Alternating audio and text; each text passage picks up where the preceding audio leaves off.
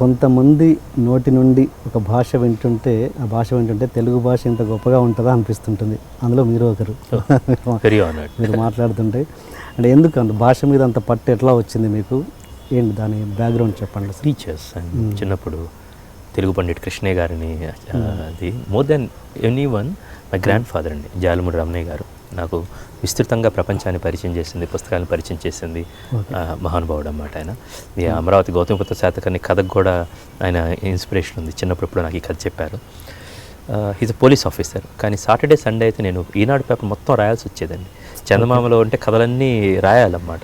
So he trained me know this. నేను ఈరోజు ఇక్కడ మీ ఎదురు కూర్చొని మాట్లాడగలుగుతున్నానంటే that my grandfather's vision basically. మీరు ఇంగ్లీష్ కంటే నాకు తెలిసి తెలుగుని ఎక్కువ ఇష్టపడతారు. తెలుగుని ఇష్టపడతాను. ఇంగ్లీష్ పరాయి భాష ఏం కాదండి, అది నా వాడుక భాష కూడా అన్నమాట. సో ఇష్టాలు ఏం లేదండి, లైక్ అమ్మ నాన్న అంతే అండి. తెలుగు అమ్మ, ఇంగ్లీష్ నాన్న. మీరు ఎక్కువగా ఇష్టపడ్డ పుస్తకాలు ఏంటండి?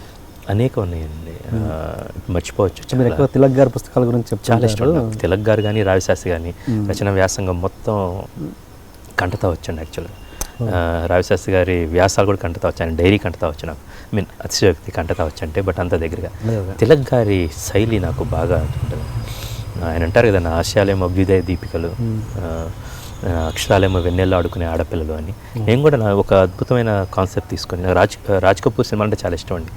ఒక అందమైన ఒక ఇతివృత్తాన్ని చాలా హ్యూమన్ ఎమోషన్స్ తోటి చాలా ఆటపాటలుగా చెప్తారండి. నేను నా సాధ్యమైనంత అది అలాగా నేను నా సినిమా కూడా అలా ఉంటాను, నేను ట్రై చేస్తూ ఉంటాను. Then they are so many English writer, Hermann Hesse, Siddhartha to journey of they so many basically. మీరు మార్నింగ్ రాగానే సినిమాని అది ఆల్రెడీ తీసిన తర్వాత మీరు తెలుగులో డబ్ చేశారు. యాక్చువల్గా సినిమానే ఇంగ్లీష్, తెలుగు, హిందీ మిక్స్ ఉంటుంది. మళ్ళీ మీరు తెలుగులో డబ్ చేసి మంచి కథ అండి. నేను it's a beautiful film, I really love it. Direct straight తెలుగులో తీసుకుంటే ఇంకా గొప్పగా ఉండేది. సో ఆ కథ సినిమా చూసినప్పుడు మార్నింగ్ రాకపోతే చాలా ఇష్టపడ్డాను. దెన్ నేను ఒక 20-30 లక్షలు పెడితే తెలుగులోకి అనువదించవచ్చు అని తెలిసిందన్నమాట.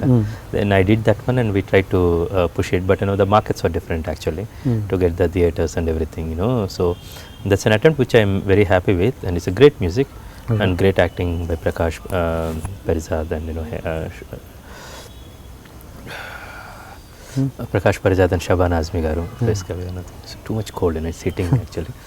So and Rajiv Menon really did a great cinematography. So cinema nachi andiddamani ante basically, that's why I dubbed it. దాంట్లో ఎంత పోగొట్టుకున్నారు మీరు? Nothing much, because Tamil satellite, Telugu satellite. Okay.